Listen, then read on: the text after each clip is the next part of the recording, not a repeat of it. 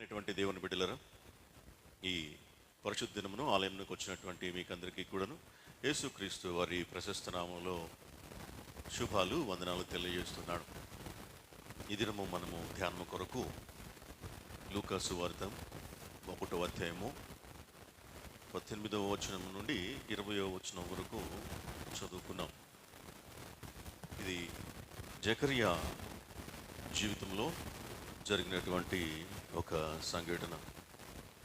యాజకుడైనటువంటి జకరియా అనగా యేసు ప్రభు జన్మ వృత్తాంతంలో భాగంగా అంతకు ముందు జరిగినటువంటి సంఘటన. ప్రతి ఒక్కరి జీవితంలో ఎదురు చూడటం, వెయిట్ చేయడం, కనిపెట్టుకొని ఉండటం అనేటువంటిది అనేక సార్లు మన జీవితాల్లో జరుగుతూ ఉంటుంది. ఇంకొక రకంగా చెప్పాలంటే ప్రతి విషయంలో మనము ఎదురు చూస్తూనే గడుపుతాం. ప్రతి విషయంలో స్టూడెంట్ అయితే రిజల్ట్స్ కోసం వెయిట్ చేస్తాడు, తర్వాత జాబ్ కోసం వెయిట్ చేస్తాడు, ఆ తర్వాత పెళ్ళి కోసం, ఆ తర్వాత పిల్లల కోసం, ఆ తర్వాత వారి భవిష్యత్తు కోసం, ఆ తర్వాత వారి పెళ్ళి కోసం, వారి పిల్లల కోసం. ఇక జీవితాంతం ఒక రకంగా చూస్తే ఎదురు చూస్తూ గడపడమే. మంచి జరగడం కోసం, మన జీవితాల్లో మంచి ఎప్పుడు వస్తుందా అని ఎదురు చూస్తూ గడుపుతూ ఉంటాం. ఇక్కడ కూడాను మనం చదువుకున్నటువంటి వాక్య భాగంలో కూడాను యాజకుడైనటువంటి జకరియా చాలా సంవత్సరాలు ఎదురు చూశాడు. ఏదైనా విలువైనది ఏది కూడాను తొందరగా మన జీవితాల్లో రాదు. దానికోసం వెయిట్ చేయాల్సిందే, ఎదురు చూడాల్సిందే. అది ఫస్ట్ నుండి కూడాను మనకు దేవుడు ఆదికాండం నుండి కనపరుస్తాడు. ఆదాముకు అవ్వను వెంటనే తయారు చేసి ఇలే.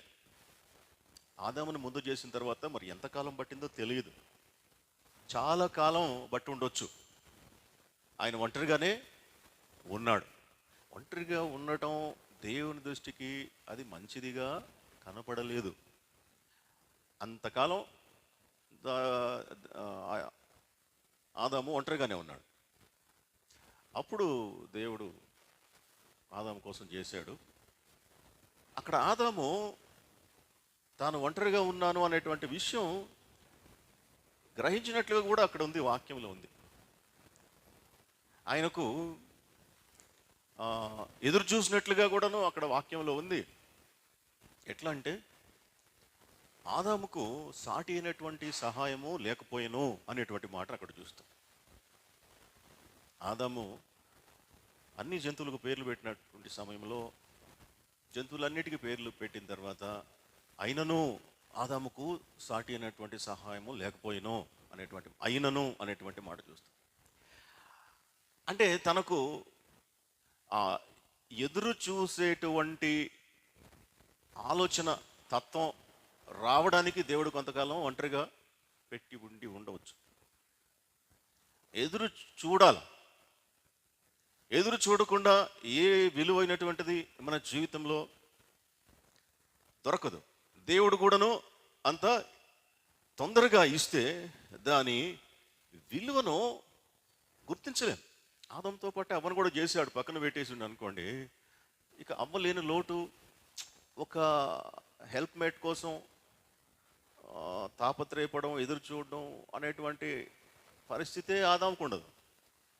ఆ పరిస్థితి తీసుకొచ్చిన తర్వాత ఆ పరిస్థితి నాకు ఒక తోడు ఉంటే బాగుండు, తోడు లేదే అని లోటుగా ఫీల్ అయిన తర్వాత అప్పుడు కానీ తీసుకొస్తే దాని విలువ తెలుస్తుంది ఆదాము. అందుకోసం దేవుడు ఆ విధంగా మనందరి జీవితాల్లో కూడాను చేస్తాడు, ఎదురు చూసేటట్లు చేస్తాడు. ఒక విత్తనము భూమిలో నాటిన తర్వాత అది ఫలించడానికి, అది మొక్కై మానై ఫలించడానికి టైం పడుతుంది. రోజులు, వారాలు, సంవత్సరాలు టైం పడుతుంది. వెంటనే ఫలం రాదు. ఒక మనిషి లోకంలోనికి రావటానికి 9 నెలలు తల్లి గర్భంలో రూపింపబడిన తర్వాతనే ఈ లోకంలోనికి తేబడతాడు. అదేవిధంగా పురుగులు లోనికి మనం వెళితే ఇన్సెక్ట్స్, గొంగళి పురుగు బటర్ఫ్లైగా మారడానికి కొన్ని రోజులు పడుతుంది. 2 వారాల నుంచి 4 వారాలు పట్టడానికి 2 వీక్స్, మినిమం 2 వీక్స్ పడుతుంది టైం. దానికి రూపాంతరం చెందాలి. అది కొంత వెయిట్ చేయాలి, ఓపికగా సహనంగా కదలకుండా కనిపెట్టుకొని ఉండాలి ఆ షెల్లో. అప్పుడు మాత్రమే దానికి సుందరమైనటువంటి రూపం వస్తుంది. మనం ముత్యం తయారు కావడానికి ఆ గవ్వలో ముత్యం వెంటనే తయారు కాదు. ఒక మంచి ముత్యం, మేలుకరమైనటువంటి మేలు రకం ముత్యం తయారు కావడానికి 2 నుంచి 5 సంవత్సరాలు పడుతుంది. అప్పుడు మాత్రమే విలువైనటువంటి ముత్యం మన చేతికి వస్తుంది ఆ ముత్యపు చిప్పలో నుండి. కాబట్టి ఇవన్నీ మనకు నేర్పించేటువంటి పాఠం ఉంది. సృష్టి మనిషికి పాఠాలు నేర్పిస్తుంది. భూమిని గురించి ధ్యానించినలా అది నీకు బోధించును అంటాడు యోబు గ్రంథంలో. దాని గురించి ఆలోచించాలి. 19వ కీర్తనలో ఉంది. ఏమంటాడు 19వ కీర్తనలో? ఆకాశములు దేవుని మహిమను వివరించుచున్నవి అంటాడు. కాబట్టి ఈ సృష్టిలో ఉన్నటువంటి జీవజాలము మొత్తము కూడాను దేవుని గురించి వివరిస్తూ అదే సమయంలో మనకు పాఠాలు నేర్పిస్తుంది. మనం ఎట్లా ఉండాలి, ఎట్లా ఉండకూడదు. సామెతల గ్రంథంలో అంటాడు. ఏమని? సామెతలు 6:6 అంటాడు, చీమల యొద్దకు వెళ్ళుము. సోమరి, చీమల యొద్దకు వెళ్ళుము, దాని నడతలను చూచి జ్ఞానము తెచ్చుకునుము అంటాడు. ఒక చీమను చూసి మనిషి జ్ఞానం తెచ్చుకోమంటున్నాడు. కాబట్టి ఈ సృష్టిలో ఉన్నటువంటి అంశాలను మనం పరిశీలించినప్పుడు మనం వాటి నుంచి నేర్చుకోవాలి. ఏది కూడాను అంత సులభంగా దొరకదు. విలువైనటువంటిది ఏది కూడాను వెంటనే దొరకదు. దేవుని యొక్క ఆశీర్వాదం కూడాను, దేవుని యొక్క వాగ్దానము కూడాను వెంటనే రాదు అనేటువంటి విషయం మనము ఎప్పుడూ మనసులో ఉంచుకోవాలి. లైఫ్ అనేటువంటిది ఒక ప్రాసెస్, ఒక ప్రక్రియ. ఈ ప్రక్రియలో టైం తీసుకుంటుంది, టైం పడుతుంది. ఇది నిదానంగా ముందుకు నడుస్తుంది. కాబట్టి ఓర్పు, సహనం విశ్వాసకి అవసరం. విశ్వాసులను గురించి మనం ఆలోచన చేస్తే, పాత నిబంధన విశ్వాసుల గురించి, అబ్రహాము దేవుడు ఇస్తానని చెప్పినటువంటి వాగ్దానం పొందుకోవడానికి 25 సంవత్సరములు ఎదురు చూశాడు. 25 సంవత్సరముల తర్వాత దేవుడు తను ఇస్తాను అని చెప్పినటువంటి వాగ్దానం అయినటువంటి కుమారుణ్ణి అప్పుడు ఇచ్చాడు. 25 ఏళ్ల తర్వాత ఎదురు చూశాడు. యోసేపు, మనం అనుకుంటాం యోసేపు ఐగుప్తుకు వెళ్ళిన తర్వాత ఆయన చాలా గొప్పవాడు అయినాడు. కానీ ఐగుప్తుకు ఎట్లా వచ్చాడు? ఆయన ఒక బానిసలాగా వచ్చాడు, అమ్మబడ్డాడు. ఒక పనివానిగా, ఒక బానిసగా వచ్చినటువంటి యోసేపుకు రాజ్యంలో రాజు తర్వాత స్థానం పొందటానికి 13 సంవత్సరాలు పట్టింది. 13 ఇయర్స్. ఎట్లా అంటే 17 ఏళ్ల టైంలో ఆయన అమ్మబడ్డాడు ఆ మిద్యానీయులు, ఆ వర్తకులకి, ఇష్మాయిలీలకి. అప్పుడు ఆయన రాజ్యాధికారానికి వచ్చినప్పుడు 30 సంవత్సరములు యోసేపు. అంటే 17 సంవత్సరాల నుంచి 30 అంటే 13 ఏండ్లు తాను పనివాడిగా ఉండి బాధలు ఎదుర్కొని, అవమానాలు ఎదుర్కొని, జైల్లో పడి వెయిట్ చేశాడు. ఆ తర్వాతనే తను రాజ్యానికి అధికారిగా దేవుడు నియమించాడు. దేవుడు ఇచ్చేటువంటిది ఇది వెంటనే రాకపోయినప్పుడు మనము అఫెండ్ కాకూడదు అని చెప్పడానికి అనేకమైనటువంటి ఉదాహరణలు బైబిల్ గ్రంథంలో ఉన్నాయి. దావీదును దేవుడు సమూయేలు ద్వారా అభిషేకించాడు. ఇశ్రాయేలు పైన రాజుగా చెప్తాడు కదా సమూయేలు తోటి, నేను సౌలును త్రోసివేశాను కాబట్టి నువ్వు పలానా వ్యక్తిని, యెషయి కుమారుడైనటువంటి వ్యక్తిని నువ్వు అభిషేకించుము అంటాడు. ఆయన దావీదును అభిషేకించిన వెంటనే రాజైండా దావీదు? లేదు. 20 సంవత్సరంలో ఆయన మళ్ళా వెయిట్ చేశాడు. దేనికోసం? రాజ్యాధికారం అనగా దేవుడు ఏదైతే వాగ్దానం చేశాడో రాజుగా చేయడానికి 20 ఏళ్ళు వెయిట్ చేశాడు. కాబట్టి ఈ వెయిటింగ్ పీరియడ్ అనేటువంటి దాన్ని మనము జీర్ణించుకోవాలి, అవగాహన చేసుకోవాలి. సహనముతో కనిపెట్టుకుని ఉంటిని అనేటువంటి మాటను మనం కీర్తన గ్రంథంలో అనేక సార్లు చూడవచ్చు. కనిపెట్టుకుని ఉండటం అనేటువంటిది ప్రతి విశ్వాసి అలవర్చుకోవాలి. మనం చదువుకున్నటువంటి వాక్య భాగంలో గబ్రియేలు దూత నా మాటలు వాటి కాలమందు నెరవేరును అని చెప్పడం మనం చూస్తాం. దేవుని యొక్క మాటలు వాటి కాలమందు నెరవేరుతాయి.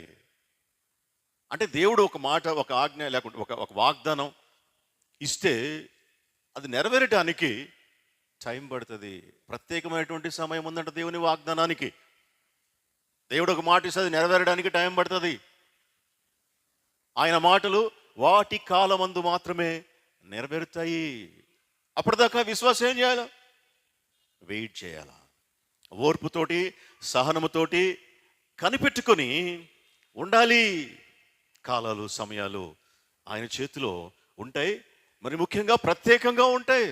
మనం అనుకున్న కాలంలో, మనం అనుకున్న టైంలో దేవుడు తన కార్యము జరిగించడు. మనం ఎక్స్పెక్ట్ చేసినవి మనకు ఇవ్వటానికి ఒకవేళ దేవుడు ఇస్తాను అని చెప్పినా కూడాను, చూసాం కదా భక్తులకి ఎంత టైం పట్టింది. మన జీవితంలో కూడా అంతే టైం పడుతుంది. నిరుత్సాహపడకూడదు, అధైర్యపడకూడదు, విశ్వాసమును కోల్పోకూడదు. ఇస్తాను అన్నటువంటి వాడు తప్పక ఇస్తాడు.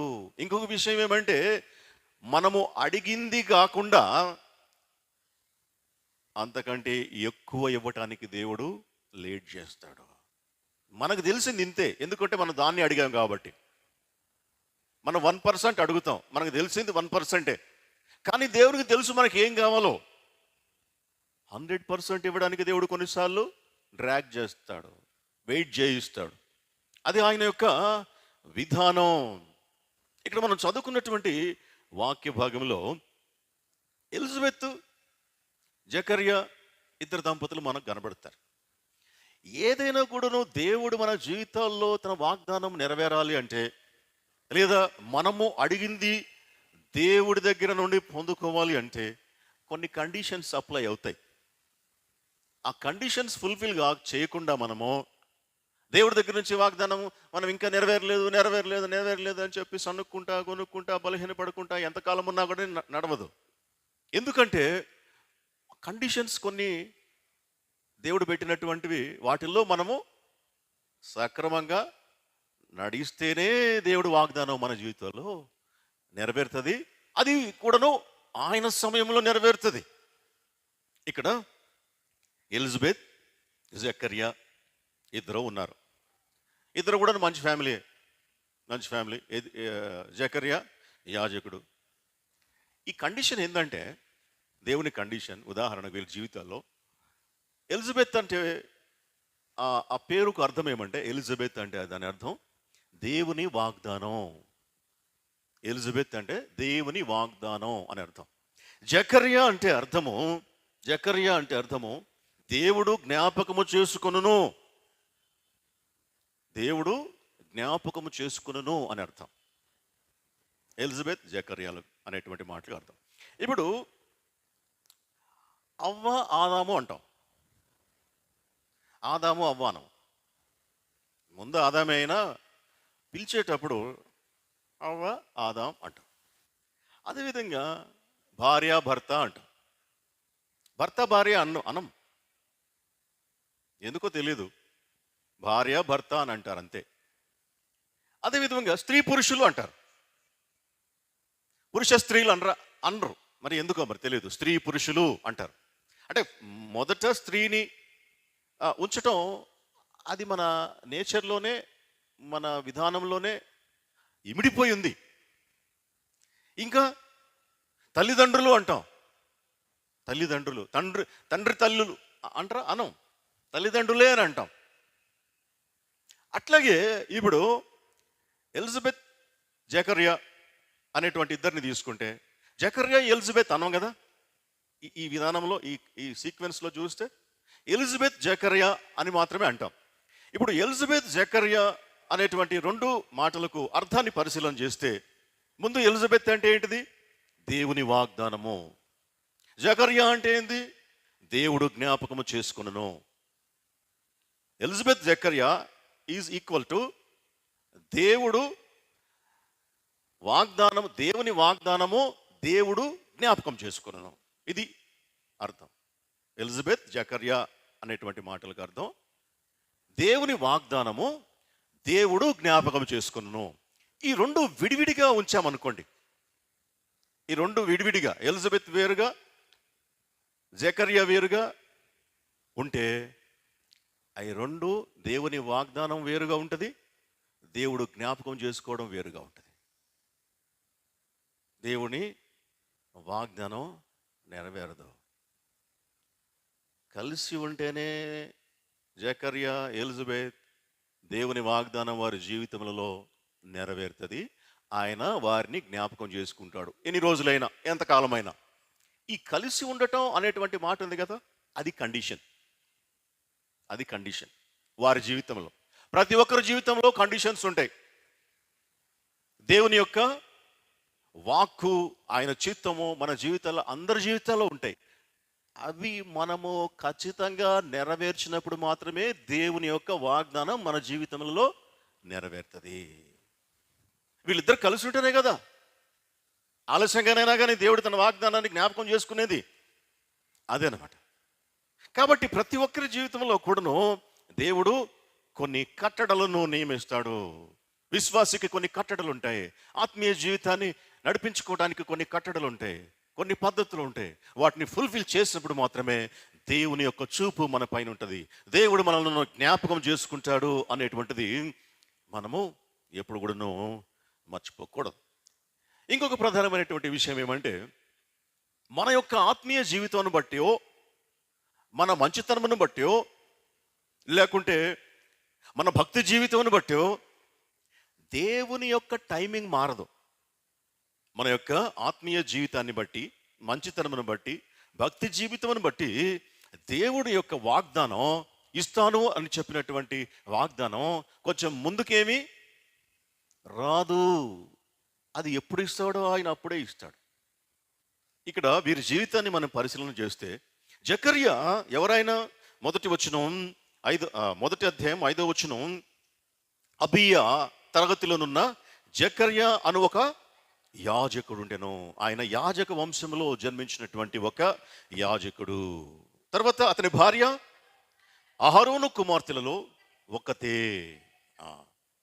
ఆయన భార్య ఏమో అహరోను కుమార్తెలలో, అహరోను వంశంలో పుట్టినటువంటి స్త్రీ. జకర్యా ఏమో అబియా లినేజ్లో యాజకుడు. ఇద్దరు యాజక వంశమే, ఇద్దరు గొప్ప వంశమే.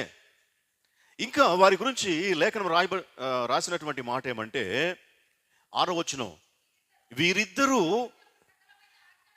ప్రభు యొక్క సకలమైన ఆజ్ఞల చొప్పునను న్యాయ విధుల చొప్పునను నిరపరాధులుగా నడుచుకొనుచు దేవుని దృష్టికి నీతిమంతులయ్యుండిరి.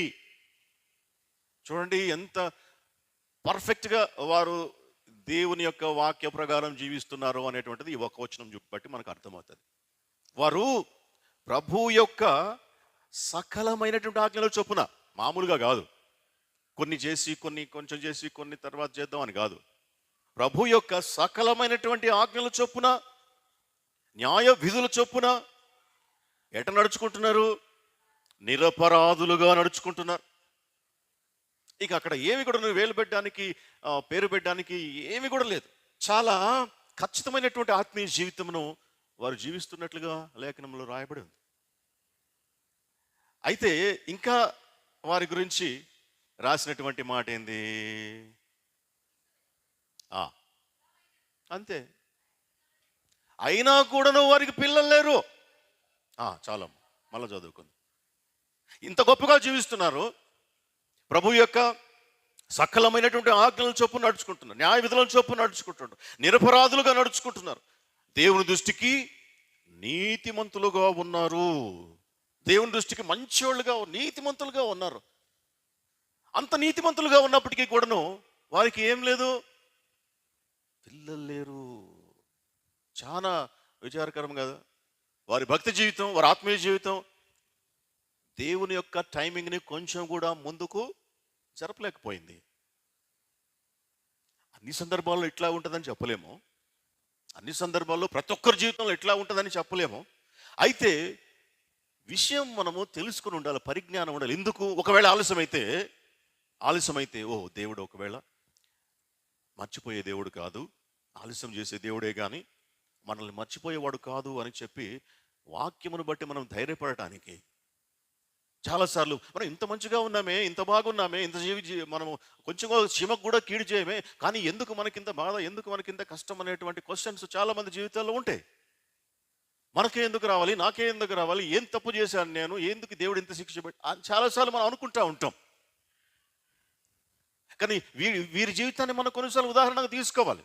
జకరియా ఎలిజబెత్లు ఏం చేశారని, ఏం తప్పు చేశారు, అన్నీ కూడాను దేవునికి ఇష్టానుసారంగా జీవిస్తున్నారు, నీతిమంతులుగా దేవుని దృష్టిలో ఉన్నారు. అయినప్పటికీ కూడాను వారికి పిల్లలు లేరు.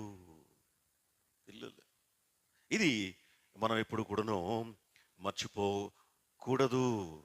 వారు ఎంత కాలం వాళ్ళు ఎదురు చూశారు అనేటువంటి దానికి ఇక్కడ రాయబడింది. వారిద్దరూ బహుకాలము గడిచిన వృద్ధులైరి అనేటువంటి మాట ఇక్కడ రాయబడింది. బహుకాలం గడిచినటువంటి వృద్ధులైరి. ఇక వారు పిల్లల కోసం ఎదురు చూడటానికి వీలు లేనంత ఆలస్యమైంది వారి జీవితంలో. ఇక వారు నాకు పిల్లలు ఇక కలుగుతారేమో అనేటువంటి హోప్ లేదు. అంతగా ఎదురు చూశారు, అంతకాలం ఎదురు చూశారు. వారు ముసళ్ళు అయిపోయినారు, బహుకాలము గడిచినటువంటి వృద్ధులైరి. వారు ఎదురు చూడటానికి వారికి శక్తి లేదు, వారికి వయసు లేదు, ఒక ఆయుష్ కూడా లేదు, ఇంకా అయిపోవచ్చింది. వారు వృద్ధులైపోయారు, బహుకాలము గడిచినటువంటి వృద్ధులైపోయినారు. దేవుడు ఎందుకంటే ఎదురు చూసేట్లు చేస్తాడు మనిషిని? దేవుడు ఎందుకు ఆలస్యం చేస్తాడు ఆయన యొక్క వాగ్దానాలని? తాను ఇస్తానని చెప్పినటువంటి బహుమానాలను ఇవ్వకుండా ఎందుకు మనల్ని వెయిట్ చేయిస్తాడు? ఎందుకు ఆయన టైం ఆలస్యం అవుతుంది? ఆలస్యానికి గల కారణాలు ఏంది? ఆయన వెయిట్ చేయించి చేయించి చేయించి చేయించి చేయించి ఎంతకాలం వెయిట్ చేయిస్తాడు? ఎందుకు అట్లా వెయిట్ చేయిస్తాడు? దానికి కారణాలు ఏంది అని మనము ఆలోచన చేస్తే కొన్ని కారణాలు మనకు కనబడతాయి. అందులో మొదటిది ఏమంటే, దేవునితోటి సాన్నిహిత్యం పెంచుకోవటానికి దేవుడు ఆలస్యం చేస్తాడు. దేవునితోటి మనం సన్నిహితంగా మెలగటానికి దేవుడు ఆలస్యం చేస్తాడు, లేట్ చేస్తాడు, మన చేత వెయిట్ చేయిస్తాడు, ఎదురు చూసేటట్లు చేస్తాడు. దేవుడు మన గురించి ఆయనకు తెలుసు. అయితే మనకే దేవుని గురించి లోతుగా తెలియదు. దేవుడు మనల్ని సృష్టించాడు కాబట్టి మన గురించి అంతా తెలుసు ఆయనకి, మనకు ఆయన గురించి తెలియదు. దేవుని యొక్క ఉద్దేశం ఏంటంటే, దేవుని యొక్క కోరిక ఏంటంటే, విశ్వాసులు నా గురించి లోతుగా అర్థం చేసుకోవాలి, నా బిడ్డలు నా గురించి అర్థం చేసుకోవాలి. ఎంతగా? బాగా అర్థం చేసుకోవాలి, లోతుగా అర్థం చేసుకోవాలి. ఆ అర్థం చేసుకునేటువంటి ప్రక్రియలో దేవుడు డ్రాగ్ చేస్తాడు. ఎందుకు? అడిగింది వెంటనే ఇచ్చివేస్తే ఇక మనం దేవుని సన్నిధికి పోతామా? దేవునితో సన్నిహితంగా ఉంటామా? దేవునితో సన్నిహితంగా ఉండేటువంటి కాలం పొడిగించడానికి దేవుడు ఆలస్యం చేస్తాడు. అందుకే ఆలస్యం చేశాడు.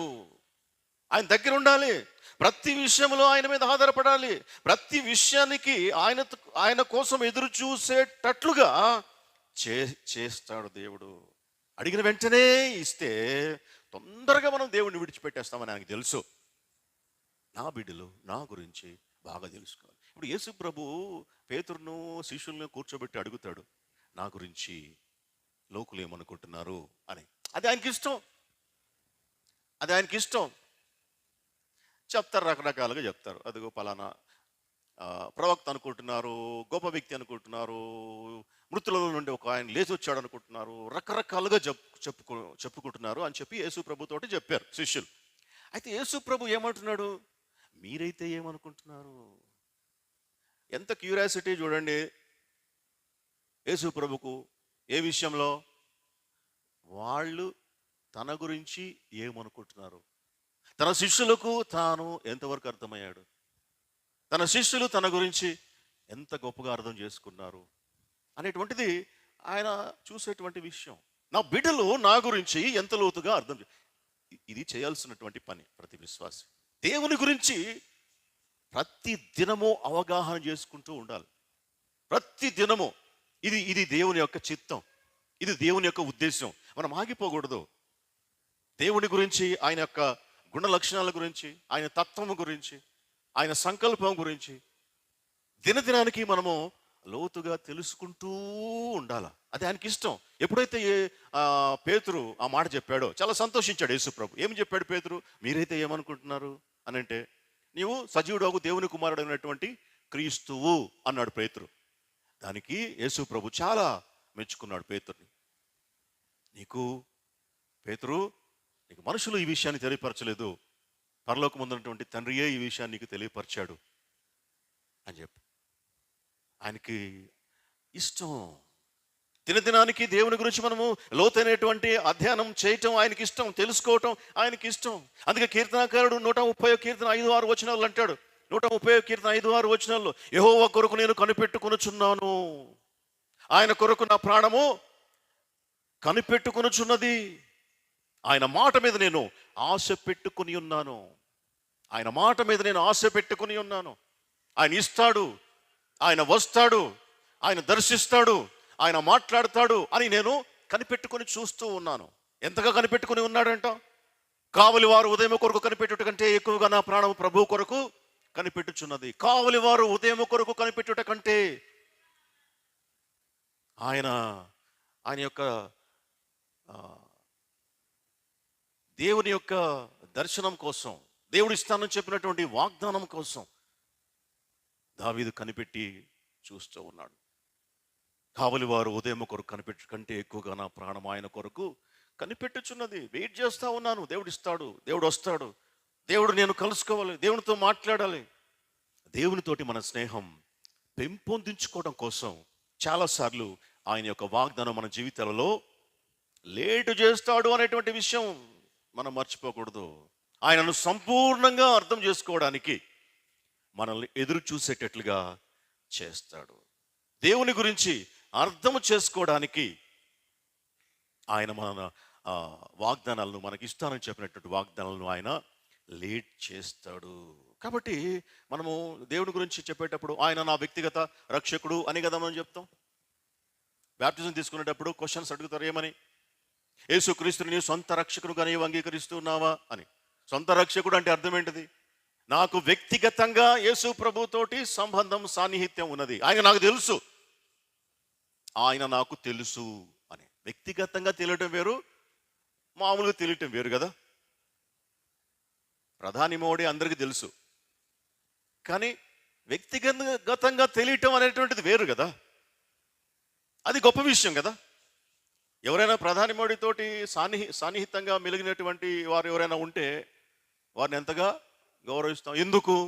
ఎందుకంటే వ్యక్తిగతమైనటువంటి పరిచయం ఉంది కాబట్టి. యేసుప్రభు దేవుడని అందరికీ తెలుసు, అది కాదు కావాల్సింది. యేసుప్రభు తోటి వ్యక్తిగతమైనటువంటి సంబంధం ఉండాలి.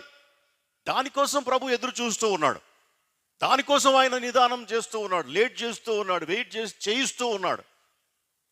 వ్యక్తిగతంగా నా బిడ్డ నా గురించి తెలుసుకోవాలి. అందుకే బైబిల్ చదవాలా, అందుకే దేవుని వాక్యం వినాలా, అందుకే లోతైనటువంటి అవగాహన దేవుని గురించి ఉండాలా. దానికోసం దేవుడు వెయిట్ చేస్తూ ఉన్నాడు. ఆయన గురించి తెలియశక్యమైనటువంటిది మనకు ఆల్రెడీ తెలియపరిచాడు అని చెప్పి రోమీయులకు రాసిన పత్రిక 1వ అధ్యాయంలో ఉంది. దేవుని గురించినటువంటి అంశాలు, తెలియపరచవలసినటువంటి అంశాలు దేవుడు మనకు తెలియపరిచాడు. కానీ మనం తెలియపరిచినటువంటి అంశాలను కూడాను తెలుసుకోలేక వెనకబడి ఉంటే దేవుడు ఆలస్యం చేస్తాడు. నువ్వు తెలుసుకోవాలా, నువ్వు తెలుసుకోవాలా, నీ అవగాహన పెంచుకోవాలా, నాతోటి నీ సాన్నిహిత్యం నువ్వు పెంచుకోవాలి, ఆ ఇంటిమసీ నువ్వు కలిగి ఉండాలి. ఆ సాన్నిహిత్యం కోసం దేవుడు తాను ఇస్తానన్నటువంటి వాగ్దానాన్ని లేట్ చేస్తూ ఉంటాడు. అప్పుడు విశ్వాసం ఏం చేయాలని? ఎదురు చూస్తూ ఉండాలి, ఎదురు చూస్తూ ఉండాలి, కనిపెట్టుకుని ఉండాలి. ఐజయా 30:18 అంటాడు, యెషయా గ్రంథం 30:18. కావున మీ యందు దయ చూపవలెనని యెహోవా ఆలస్యం చేయుచున్నాడు. ఏంది ఆలస్యం చేయటంలో దయ ఉందా? ఆలస్యం చేయటంలో దయ ఉందా? ఉందంటున్నాడు. ఎందుకు దేవుడు ఆలస్యం చేస్తున్నాడంటే మీ మీద దయ చూపించటానికి ఆలస్యం చేస్తా ఉన్నాడు. అర్థం చేసుకోవాలి మనం, దేవుడిని అపార్థం చేసుకోకూడదు. ఆలస్యమైపోతుంది, ఇంకా రావటం లేదు, ఇంకా రావట్లేదు, ఇంకా కావట్లేదు, పని ఇంకా కావట్లేదు, నిరుత్సాహం, నిరాశ, నిస్పృహలకు లోనై విశ్వాసంలో నుండి జారిపోయి దేవుడి నుండి దూరమై చాలాసార్లు మనము ఆత్మీయ జీవితాన్ని పోగొట్టుకుంటూ ఉంటాం. అలాంటి సందర్భాల్లో దేవుని వాక్యం మాట్లాడుతూ ఉంది, మీ ఎడల దయ చూపవలెనని యెహోవా ఆలస్యము చేయుచున్నాడు, మిమ్మును కరుణింపవలెనని ఆయన నిలువబడి ఉన్నాడు. మిమ్మల్ని కరుణించడానికి ఆయన రెడీగా ఉన్నాడు. రెడీగా నిలబడి ఉన్నాడు అంటే ఏంది అర్థం? రెడీగా, ఇంక ఇప్పుడో కాసేపటికో వచ్చి కలుస్తాడు, దర్శిస్తాడు, ఇస్తాడు, చేస్తాడు అని అర్థం. నిలువబడి ఉన్నాడు. ఆయన దయ చూపించడానికి ఆలస్యం చేస్తూ ఉన్నాడు. కాబట్టి లేట్ అయితే మనం నిరుత్సాహపడకూడదు, వెయిట్ చేయటానికి, ఎదురు చూడటానికి మనము విసుక్కోకూడదు. దేవుడు మనలను మర్చిపోలేదు అని చెప్పడానికి ఆయన లేట్ చేస్తున్నాడు అనేటువంటిది ఉదాహరణ. రెండవ అంశం ఈ లోక భ్రష్టత్వం నుండి మనలను తప్పించడానికి లేట్ చేస్తాడు.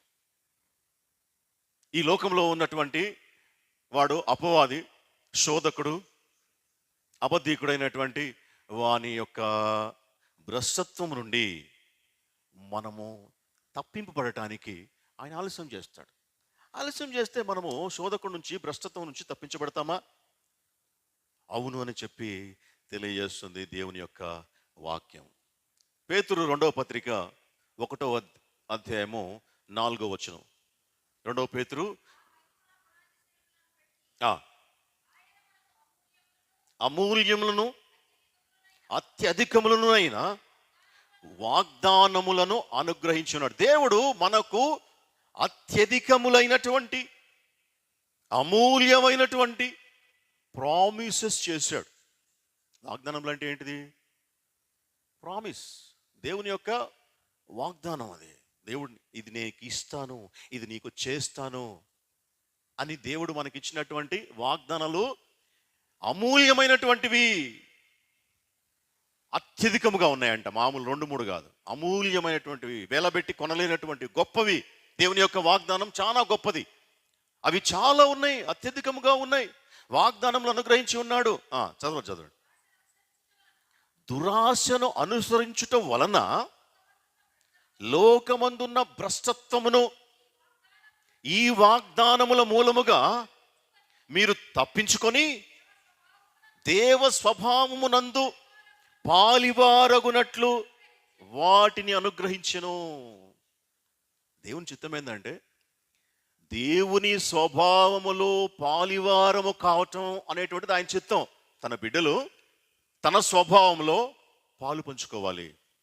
అదే అల్టిమేట్ గోల్. అది క్రైస్తవునికి, విశ్వాసకి, క్రీస్తు యొక్క సారూప్యతలోనికి మనము ఎదుగుచూ ఉండటం దేవుని యొక్క ఉద్దేశం, దేవుని యొక్క చిత్తం. దానికోసమే ఈ ప్రాక్టీస్ అంతా, దానికోసమే బైబిల్ చదవటం, దానికోసమే ప్రార్థన చేయటం, దానికోసమే ఈ స్పిరిచువల్ ఎక్సర్సైజెస్ అన్నీ. దేనికోసం? క్రీస్తు సారూప్యతలోనికి ఎదగడం కోసం, తన దైవ స్వభావమునందు పాలివారము కావటం. అది ఆయన చిత్తం. ఆయన చిత్తాన్ని అడ్డగించేది ఏంది?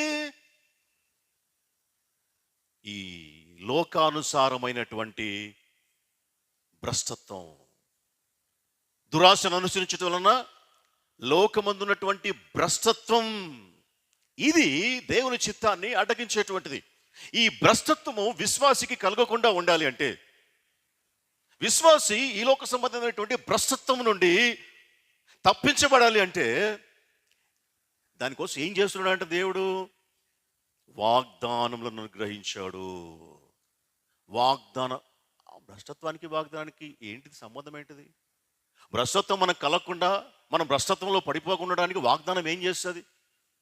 వాగ్దానం ఏం చేస్తుంది అంటే, విశ్వాసి యొక్క దృష్టి ఈ లోకం పైన కాకుండా దేవుని యొక్క మాట పైకి మరలిస్తుంది. అదే కదా ఇక్కడ రాయబడి ఉంది. చాలా వాగ్దానములు దేవుడు మనకు అనుగ్రహించి ఉన్నాడు. అయితే ఈ వాగ్దానముల మూలముగా మీరు తప్పించుకుంటారు. ఎక్కడి నుండి? భ్రష్టత్వం నుండి తప్పించుకుంటారు. ఈ లోకంలో ఉన్నటువంటి అపవాది నుండి తప్పించుకుంటారు. చూడండి, దేవుడు సూక్ష్మంలో మోక్షం పెట్టాడు. ఈ లోకంలో ఉన్నటువంటి అపవాదిని, భ్రష్టత్వం నుండి మనము తప్పించుకోవాలి అంటే దేవుడు ఆల్రెడీ మనకు అవకాశం ఇచ్చేశాడు. ఏంటిది? ఆయన యొక్క వాగ్దానాలు. వాగ్దానముల మూలముగా మనము ఈ లోకము నుండి, ఈ లోకంలో ఉన్నవాని నుండి, ఈ భ్రష్టత్వం నుండి తప్పించుకుంటాము. తప్పించబడతాము. తప్పించబడినందువల్ల ఏం జరుగుతుంది? ఆయన స్వభావములో పాలిభాగస్తులం అవుతాం. ఎంత గొప్ప విషయం! అర్థమైందా? దేవుని యొక్క వాగ్దానం పైన ఆశ పెట్టుకొని, దృష్టి ఉంచి, కనిపెట్టి ఉండుట చేత మనము ఈ లోకాన్ని చూడం, ఈ లోకంలో ఉన్నటువంటి అపవాదిని చూడం, వాడు పెట్టేటువంటి శోధనలను కూడా పట్టించుకోము. మనము శోధనల నుండి తప్పించబడతాము, దుష్టుడి నుండి తప్పించబడతాము. ఎప్పుడు? వాగ్దానముల మీద దృష్టి ఉంచినప్పుడు, వాటి గురించి ఎదురు చూచూ ఉన్నప్పుడు. అందుకే దేవుడు వాగ్దానం ఇన్ని ఇచ్చాడంట, చాలా ఇచ్చాడంట. అత్యధికములైనటువంటి వాగ్దానములను దేవుడు మనకు అనుగ్రహించి ఉన్నాడు. అడిగింది వెంటనే కానీ ఇచ్చేస్తే ఏమవుతుంది? అడిగింది వెంటనే ఇచ్చేస్తే ఏమవుతుంది? మ్యాక్సిమం ఏమవుతుంది అంటే, సింపుల్గా దేవుని వదిలిపెట్టేసి వెళ్ళిపోతాం. అంతే జరిగేది. ప్రతి ఒక్కరి జీవితంలో చాలా సందర్భాలు, 90% జరిగినటువంటి దృష్టాంతములు, ఉదాహరణలు అనేకములు ఉన్నాయి. ఇప్పటికీ కూడాను లైవ్ ఎగ్జాంపుల్స్గా ఉన్నారు చాలా మంది భక్తులు. దేవుణ్ణి వదిలివేసి డిస్ట్రాక్ట్ అయినటువంటి వారు, లోక ఆశలలోనికి కొట్టుకొని వెళ్ళినటువంటి వారు, ఈ లోక అధికారములకు, అధికార మాయలో పడి దేవుని పనిని, దేవుని వాగ్దానాలని పూర్తిగా తొంగలో దక్కేసినటువంటి వారు. ఎప్పుడు? దేవుడు కొన్ని ఇస్తేనే, అన్నీ కాదు, కొన్ని. పోనీలే, నా బిడ్డ ఊరికి అడుగుతున్నాడు, ఇస్తానని చెప్పినటువంటి వాగ్దానాలు ఒక 4 ఇద్దాం, ఒక 2 ఇద్దాం అని ఇస్తే చాలు. ఇంకా అంతే. నా అంత తోడు లేడు, దేవుడి సేవ లేదు, విశ్వాసం లేదు.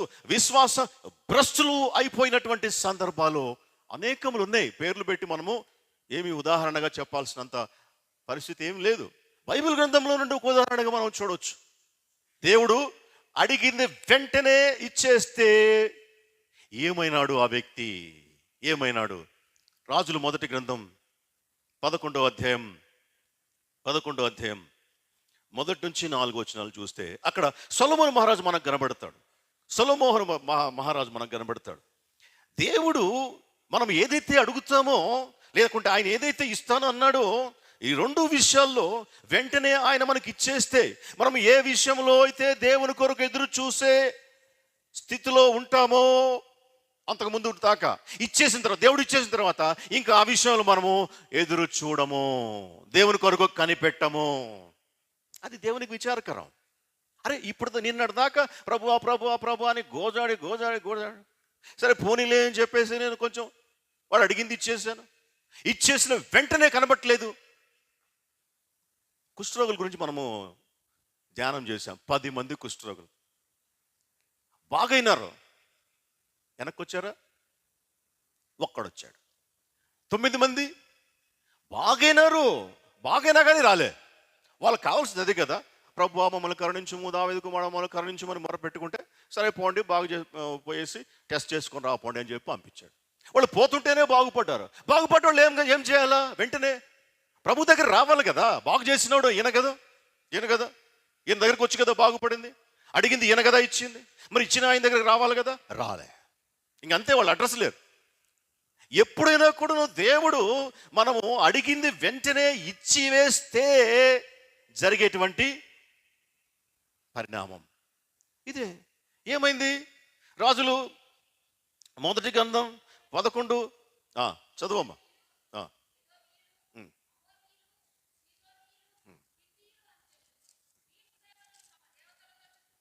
ఎవరి గురించి మాటలు రాయబడింది?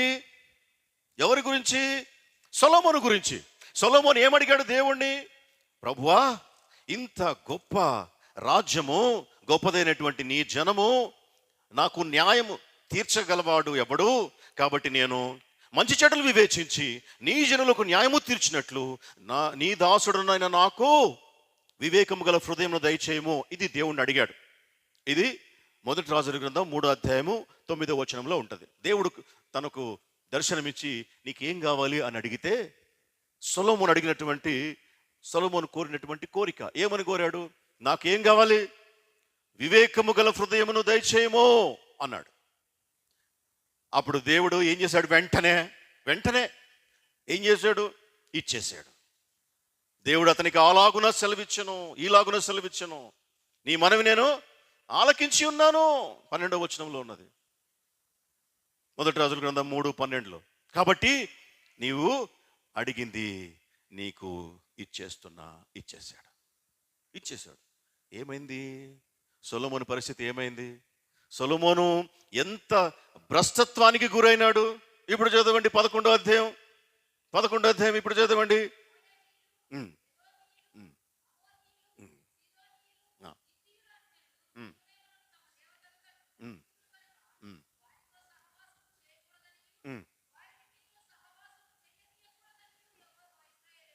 సెలవిచ్చాను. ఇప్పుడు నువ్వు వారితోటి వెళ్ళకూడదు, వారు నీతోటి వెళ్ళకూడదు, సాంగత్యం చేయకూడదు, వారితో కలిసిపోకూడదు. ఇది నా ఆజ్ఞ. మీరు పిలువబడినటువంటి వారు, మీరు ప్రత్యేకించబడినటువంటి వారు, మీకు ఒక కండిషన్స్ ఉన్నాయి, మీకు కండిషన్స్ అప్లై అవుతాయి. కాబట్టి నేను వాగ్దానం చేసినటువంటి ఆశీర్వాదము, దీవెనలు నువ్వు తీసుకొని నీ ఇష్టానుసారంగా చేయటానికి కాదు. కాబట్టి నువ్వు విత్ ఇన్ ద లిమిట్స్ నువ్వు జీవించాలి. నీ కొన్ని నిబంధనలను, నీకు కట్టడలను నేను నియమించాను. నువ్వు ఆ జనుల దగ్గరికి వెళ్ళకూడదు, ఆ జనులు నీ దగ్గరికి రాకూడదు. ఇది విధానం అని చెప్పి దేవుడు చెప్తే ఏం చేశాడు సొలొమోన్? రాజైన సొలొమోను ఫరో కుమార్తెను కాక ఆ జనులు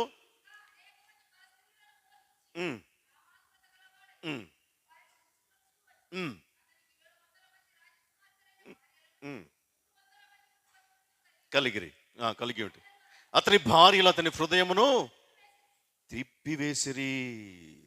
హేయమైనటువంటి కార్యాలు చేశాడు సొలొమోను అని చెప్పి రాయబడి ఉంది. దేవుని ఎదుట యథార్థవంతుడు కాక యెహోవా దృష్టికి చెడు నడత నడిచినట్లుగా ఇక్కడ రాయబడి ఉంది. ఏమైంది? దేవుని వదిలిపెట్టేసేసాడు. దేవుడు ఇచ్చాడు, అడిగినట్లుగా ఇచ్చాడు, దేవుడు వదిలిపెట్టేసాడు. అంటే ఇప్పుడు మనకు అవసరతలన్నీ కూడా దేవుడు ఇవ్వడా అని కాదు. ఇది ఒక కేస్ స్టడీ మాత్రమే. ఒకవేళ లేట్ అవుతూ ఉంది అంటే ఒకవేళ దేవుని చిత్తం ఏమైందో, దీనికంటే గొప్పది ఇవ్వటానికి ఆయన సిద్ధంగా ఉన్నాడు అని అర్థం చేసుకోవాలి. కానీ ఆయన వదిలిపెట్టి వెళ్ళిపోవడం కాదు. ఒకవేళ ఆయన ఎందుకు నా బిడ్డ నాకు దూరం అయిపోతాడనేమో, ఒకవేళ ఇది ఇస్తే అని చెప్పేసి ఆగి ఉన్నాడేమో. ఆ విధంగా జరిగినటువంటి సందర్భాలు ఉన్నాయి, బైబిల్లో ఉన్నాయి, ఇప్పుడు లోకంలో కూడా ఉన్నాయి. సేవ ప్రారంభించబడినటువంటి తొలి దినాల్లో ఎంత నిక్కచ్చిగా సేవ చేసేటువంటి సేవకులు దేవుడు వారిని దీవించి ఆర్థికంగాను అధికార పరంగాను ఉన్నతమైనటువంటి స్థానంలో పెడితే వారు దేవుణ్ణి మర్చిపోయి వ్యక్తి పూజకు దిగి మనుషులందరినీ దేవుని వైపు కాకుండా తన వైపు తిప్పుకుంటూ తమకు ఇచ్చినటువంటి అధికారాన్ని, ధనమును, దుర్వినియోగము చేస్తూ లోకములో పడి భ్రష్టత్వానికి గురైనటువంటి సేవకులు అనేక మంది మనకు ఇప్పటికీ ఉన్నారు మన సమాజంలో. అది దేవునికి దుఃఖకరం కదా. ఎందుకు ఇచ్చానా ఈ బిడ్డకి? ఒక డొక్కు స్కూటర్ల మీద నడిచేటప్పుడు ఎంతో భక్తిగా, నమ్మకంగా, యథార్థవంతుడిగా ఉండేవాడు కదా. అట్టి వాణిని ప్రేమించి కొంచెం స్థితిని ఇస్తే ఇప్పుడు తానే దేవుని లెక్కగా మారిపోయినాడు. దేవుని మహిమను తాను తీసుకుంటున్నాడు. ఈ లోకాశల, లోక మోహంలో పడిపోయినాడు. అందుకే దేవుడు ఆలస్యం చేస్తాడు. అందుకే ఇక్కడ పేతురు భక్తుడు రాయించి ఉంచాడు, పరిశుద్ధాత్మ దేవుడు పేతురు చేత రాయించి ఉంచాడు. ఈ లోకంలో ఉన్నటువంటి భ్రష్టత్వము నుండి మనలను తప్పించటానికి దేవుడు తన వాగ్దానములను ఆలస్యము చేస్తూ ఉన్నాడు. ఈ లోకంలో ఉన్నటువంటి దురాశను అనుసరింపనీయకుండా మనల్ని సంరక్షించడానికి దేవుడు చాలాసార్లు ఆలస్యం చేస్తూ ఉంటాడు. దేవుని యొక్క ఉద్దేశం ఏమంటే ప్రతి విషయంలో దేవుని పైన ఆధారపడటం, ఆయన కొరకు ఎదురు చూడటం నా బిడ్డ చెయ్యాలి. ప్రతి విషయంలో, చిన్న విషయం కానీ పెద్ద విషయం. సామెతల గ్రంథం 3:6 అదే అంటాడు. నీ స్వబుద్ధిని ఆధారం చేసుకొనక నీ ప్రవర్తన ఎంతటి యందు ఆయన అధికారమునకు ఒప్పుకొనుమో. అది ఆయనకి ఇష్టం.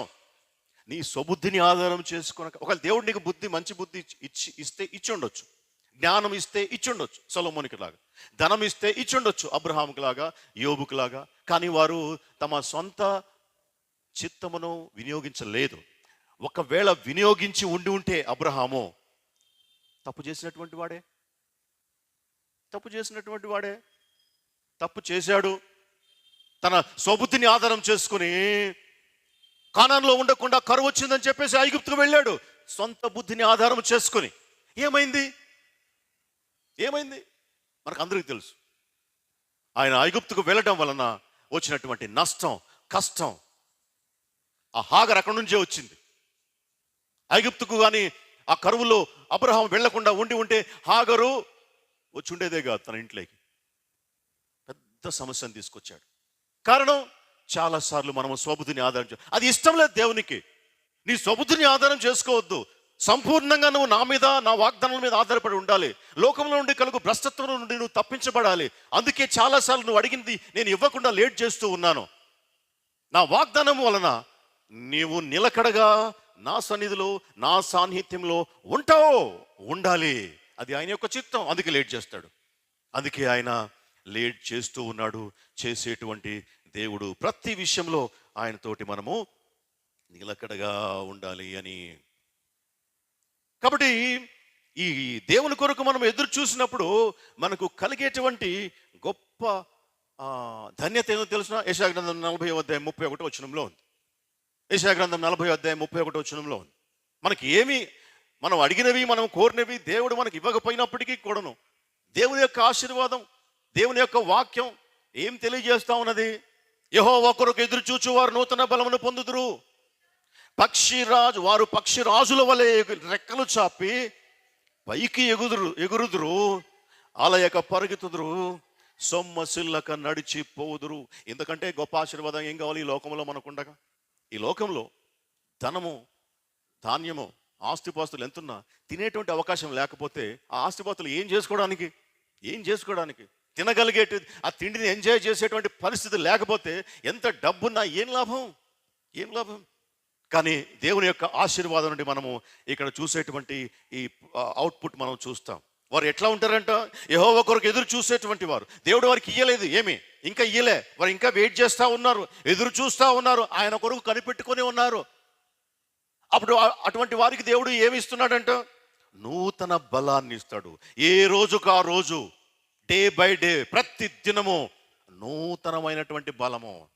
విలాపవాక్యంలో ఒక మాట ఉంది, అనుదినము ఆయనకు తన వాత్సల్యత నూతనముగా పుట్టుచున్నది. తన బిడ్డల ప్రతి దినము కూడాను తన వాత్సల్యత నూతనంగా రెన్యువల్ చేస్తుంటాడు. ప్రతి దినము రెన్యువల్ చేసుకుంటాడంట మన ఎడల ఆయనకు ఉన్నటువంటి ప్రేమ, వాత్సల్యం. అది ఆయన తత్వం, ఆయన పద్ధతి, ఆయనకి ఇష్టం అది. అందుకే అక్కడ రాయబడి ఉంది, నూతన బలమును పొందుదురు. వారు పక్షి రాజుల వలె రెక్కలు చాపి పైకి ఎగురుతారు, అలయక పరిగెత్తుతారు, సొమ్మసిల్లక నడిచిపోతారు. ఇది ఇది ఇంతకంటే గొప్ప ఆశీర్వాదం ఈ లోకంలో కూడా ఏది కూడాను ఉండదు. మనం ఇంత జ్ఞానంతో ఉంటాం కాబట్టి మనం అడిగేటువంటివి, ఎదురు చూసేటువంటివి కూడాను ఇంతే ఉంటాయి. కానీ దేవుడు కాదు, అట్లా కాదు కదా. దేవుని యొక్క జ్ఞానమునకు మితి లేదు. సర్వజ్ఞాని. ఆయనకి ఏది ఇవ్వాలో, ఎప్పుడు ఇవ్వాలో ఆయనకి తెలుసు. కాబట్టి ఆయన టైం ఆయన ప్రత్యేకంగా ఉంటుంది. అందుకే ఏమని రాయబడింది? నా మాటలు వాటి కాలమందు నెరవేరును. నా మాటలు వాటి కాలమందు నెరవేరును. కాలములు అనేటువంటివి గంటలు, నిమిషాలు, సంవత్సరాలు అనేటువంటివి మనకు సంబంధించినటువంటివి. అది దేవునికి సంబంధించినటువంటివి కావు. సమయమునకు అతీతుడు దేవుడు. కాబట్టి సమయాలు, టైము, కాలం అనేటువంటిది ఆయనకు సంబంధం లేదు. ఆయన ఇస్తాడు, ఆయన ఇస్తాడు. ఇస్తాను అని చెప్పినటువంటి దేవుడు ఇచ్చేటువంటి వాడు. వస్తాను అని చెప్పినటువంటి దేవుడు వచ్చాడు. తిరిగి వస్తాను అని చెప్పాడు, వస్తాడు. తప్పక వస్తాడు. ఆలస్యమైనా కానీ వస్తాడు. ఆ ఆలస్యంలో ఆశీర్వాదం వెతుక్కోవడమే ఈ లోకంలో మనము చేయవలసినటువంటి పని. ఎలిజబెత్, జకర్యాలు బహుకాలము గడిచినటువంటి వృద్ధులైపోయినారు. మూడవదిగా, మనము మర్చిపోతామేమో కానీ మనము అడిగి దేవుడు మర్చిపోడు. అది ఆయన గొప్పతనం. మనం మర్చిపోతాం. ఏంది? అడిగి అడిగి అడిగి అడిగి అడిగి గోజారి గోజారి గోజారి మనం ఇంకా అడగటం మానేస్తాం. చాలాసార్లు అవుతుంది. వీళ్ళు కూడా అట్లాగే. ఎలిజబెత్, ఈ జకర్యాలు కూడా అడిగి అడిగి అడిగి అడిగి అడిగి మానేశారు. ఎందుకు మానేశారో కూడా దానికి రీజన్ ఉంది, వ్యాలిడ్ రీజన్ ఉంది. ఎందుకు మానేశారు? వారు వృద్ధులైనారు కాబట్టి, ఇక పిల్లలు పుట్టే అవకాశం లేదు కాబట్టి అడగడం మానేశారు. అది హ్యూమన్ టెండెన్సీ, అది నేచర్. అది మామూలుగానే. ఇంకా స్త్రీ ధర్మము పోయింది కాబట్టి ఇక అడగటం ఎందుకు దేవుణ్ణి అని మానేశారు. కానీ అన్ని ధర్మాల కంటే, అన్ని ధర్మాలను మించిన వాడు కదా ప్రభు. అన్నిటినీ సృష్టించినటువంటి వాడు కదా ప్రభు. కాబట్టి వాళ్ళు అడిగింది వాళ్ళు మర్చిపోయినారు, కానీ దేవుడు మర్చిపోలేదు. దేవుడు మర్చిపోలేడు. ఏమంటున్నాడు చూడండి, లూకా సువార్త 1వ అధ్యాయం. ఏమంటున్నాడు? ఆ దూత జకర్యాను దర్శించినప్పుడు జకర్యాతో మాట్లాడుతూ ఉన్నాడు. అప్పుడు ఆ దూత 13వ వచనం, జకర్యా భయపడుకుము, నీ ప్రార్థన వినపడినది. చూడండి, చాలు ఒక నిమిషం. నీ ప్రార్థన వినపడింది. ఎప్పుడు వినపడింది? నేను ఎప్పుడు చేశాను ప్రభువా? నువ్వు ఎప్పుడు మాట్లాడుతున్నావు అని అడగొచ్చు జకర్యా. ఆయన ఎప్పుడు చేస్తుంటాడు ప్రార్థన? పెళ్ళి అయిన కొత్తలో చేస్తుంటాడు. తర్వాత పెళ్ళి అయిన 10 ఏళ్ళ వరకు చేస్తుంటాడు, 20 ఏళ్ళ వరకు చేస్తుంటాడు, 30 ఏళ్ళ వరకు చేస్తుంటాడు, తనకు 60 ఏళ్ళు వచ్చేదాకా చేస్తుంటాడేమో. ఆ తర్వాత మానేస్తుంటాడు. కానీ దేవుడు ఇప్పుడు వచ్చి మాట్లాడుతున్నాడు. నీ ప్రార్థన వినపడింది. ఎప్పుడో చేసినటువంటి ప్రార్థన చేసి మర్చిపోయినాం, వదిలేసినాం. కానీ దేవుడు మర్చిపోడు. ఆయన సమయము, ఆయన కాలాలు సపరేట్గా ఉంటాయి. ఆ సమయం వచ్చినప్పుడు దేవుడు ఇస్తాడు. దేవుడు మర్చిపోయేటువంటి వాడు కాడు. వారు వెయిట్ చేశారు, వయస్సు ఉడిగేంత వరకు వెయిట్ చేశారు. అయితే దేవుడు ఇప్పుడు వచ్చి మాట్లాడుతున్నాడు. మాట్లాడుతుంటే జకర్యా అంటున్నాడు, ఇది నాకు ఎలాగూ సంభవించును? 18వ వచనంలో, ఇది నాకు ఎలాగూ సంభవించును? నేను ముసలివాడును, నా భార్యయు బహుకాలము గడిచింది. నేను ముసలివాడిని, ఇక ఇది జరిగేటువంటిది కాదు కదా, ఇది ఎట్లా సంభవిస్తుంది అని చెప్పేసి అంటూ ఉన్నాడు. కృష్ణుడు ప్రియమైనటువంటి వారిలో, దేవునికి ప్రతిదీ సాధ్యం. ఇది ఎలా సాధ్యం అని చెప్పి మనుషుల్ని మనం అడగాల క్వశ్చన్, దేవుణ్ణి కాదు. ఎందుకంటే దేవునికి అన్నీ సాధ్యం. మనం ఏదైతే అసాధ్యం అనుకుంటున్నామో అది దేవునికి సాధ్యం, మనుషులకు అసాధ్యములు, కానీ దేవునికి ప్రతిదీ సాధ్యం. చివరిదిగా మనం ఒక మాట చెప్పేసి మనం ముగించేసుకుందాం. దేవుడు తన సమయం ముందు ఇస్తాడు. ఆ ఇచ్చేది ఎట్లా ఉంటుంది అనేటువంటిది ఒక్క మాట చూసి మనం ముగించేసుకుందాం. ఎట్లా ఉంటుంది అంటే దేవుడు ఇచ్చేటువంటిది ఎఫ్సి 3:20-21లో మనం ఎప్పుడు చదువుకుంటాం. ఏమని? మనలో కార్యసాధకమైన తన శక్తి చొప్పున మనము అడుగు వాటన్నిటికంటేను ఊహించు వాటన్నిటికంటేను అత్యధికముగా చేయ శక్తి గల దేవుడు. మనము సగం చదువుతాం ఈ వచనం, సగం మాత్రమే చదువుతాం. ఎప్పుడు కూడాను సగం తీసుకోవడం చాలా అపాయకరం.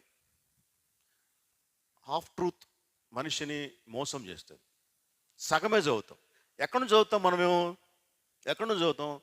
మనం అడుగు వాటన్నిటికంటేను ఊహించు వాటన్నిటికంటేను అత్యధికముగా చేయ శక్తి గల దేవుడు అని చదువుతాం మనం. అదే మనకు కావాలి కాబట్టి మనం అది చదువుకొని తృప్తిపడి సంతోషపడి అమాయకంగా వెళ్ళిపోతాం. అది కాదు, దేవుడు మొత్తం చదవాలి. అక్కడ ఏమనుంది? మనలో కార్యసాధకమైన తన శక్తి చొప్పున. దేవుడు తన శక్తిని ఆల్రెడీ ఎప్పుడో మనకి ఇచ్చేశాడు. మనం చూసాం. పేతురు 2వ పత్రిక 1వ అధ్యాయము 4వ వచనం చూసాం. తన శక్తి తన వాగ్దానంలో ఉంది, తన మాటలో ఉంది. తన శక్తి మనకు ఆల్రెడీ ఇచ్చేశాడు. ఇచ్చినటువంటి ఆ శక్తిని, ఆ వాగ్దానమును మనము పట్టుకొని తీసుకొని మనలో కార్యసాధకం జరిగించాలి. వాగ్దానమును అనగా దేవుని వాక్కును, దేవుని మాటను మనము నమ్మి దాన్ని పట్టుకొని స్వీకరించి హృదయంలోనికి తీసుకొని మనలో కార్యసాధకం కావాలి. అందుకే అంటున్నాడు, మనలో కార్యసాధకమైన తన శక్తి చొప్పున అన్నాడు. ఎంత కార్యసాధకం అయితే మనలో ఆయన శక్తి, అంతగా దేవుడు మనకు ఇస్తాడు అని అర్థం. మనం ఏమీ పట్టుకోకుండా, ఆయన వాగ్దానాన్ని నమ్మకుండా, ఆయన ఇచ్చినటువంటి శక్తిని స్వీకరించకుండా ఊరికే ప్రార్థన అనే ఒకటి పెట్టుకొని, అంటే ఏమి కండిషన్స్ ఏమి ఫుల్ఫిల్ చేయకుండా, ఆయన ఇచ్చినటువంటి మాటలు ఏది పట్టించుకోకుండా, హృదయంలోకి తీసుకోకుండా, హృదయంలో కార్యసాధకం కాదు. ఆయన వాక్యం హృదయంలో కార్యసాధనం జరిగించదు. కానీ మనం ప్రార్థన చేస్తాం, ప్రభువా నాకు కావాలి, ప్రభువా నాకు కావాలి. అట్టు ఎప్పటికీ జరగదు. మనం అడుగు వాటికంటేనూ ఊహించు వాటన్నిటికంటే అత్యధికమ దయచేయి దేవుడు అన్నాడు. ఇప్పుడు మనలో కార్యసాధనం జరగాల. ఏ కార్యసాధనం? దేవుడు మనకిచ్చినటువంటి వాక్కును బట్టి, ఆ వాక్కును నమ్మి మన హృదయంలో దాన్ని ప్రతిష్ఠ చేసుకొని నమ్మి విశ్వసించి దానిపైన ఆధారపడితే చిన్నగా వర్కౌట్ అవుతాం. మొదలు ఇత్తనాలు బుట్టలోనే ఉంటే ఎట్లా మొలకెత్తుతాయి? అది తీసుకొని భూమిలో నాటితే టైం తీసుకొని చిన్నగా మొలకెత్తుద్ది. మనము బుట్టలో ఇత్తనాలన్నీ అట్లా పెట్టుకుంటాం, అస్సలు విత్తకుండా పంట పండాలి, నూరంతలుగా పండాలి అని అంటే ఎట్లా? ఊహించిన దానికంటే అత్యధికంగా కావాలి. ఎట్లా? తన శక్తి మనలో ఎంతవరకు వర్కౌట్ అవుతుంది దానిని బట్టి, దాని చొప్పున ఆయన అడుగు వాటన్నిటికంటే ఊహించు వాటన్నిటికంటే ఎక్కువగా అత్యధికముగా చేయగలిగినటువంటి శక్తి కలిగినటువంటి వాడు. ఎటువంటిది ఇచ్చాడు? జకర్యాకి ఎటువంటి కుమారుడిని ఇచ్చాడు? 1వ అధ్యాయం లూకా సువార్త 14:17 నుంచి చూస్తే 14 నుంచి 17 దాకా ఎటువంటి ఆయన ఇచ్చేటువంటిది ఎటువంటిదో అది లేట్ అయినా కూడా లాస్ట్ అది. అందుకే కన్క్లూజన్లోకి వచ్చాం. లేట్ అయినా ఆయన ఇస్తానన్నప్పుడు, ఇచ్చే టైం వచ్చినప్పుడు ఆయన ఇస్తాడు. ఆ ఇచ్చేటువంటిది ఎంత గొప్పగా ఉంటుంది అనేటువంటిది ఇక్కడ రాయబడింది. చదవండి. అతడు అనగా ఎవరి గురించి? నువ్వు బిడ్డను కనబోతూ ఉన్నావు, అతనికి నీ భార్య అయినటువంటి ఎలిజబెత్ నీకు కుమారుని కంటది, అతనికి యోహాను పేరు పెడతావు అని చెప్పి అతని గురించి చెప్తున్నాడు. అతడు ప్రభు దృష్టికి గొప్పవాడవుతాడు. చదవండి అమ్మా. ద్రాక్షరసమైన మద్యమైన త్రాగేటువంటి వాడు కాడు.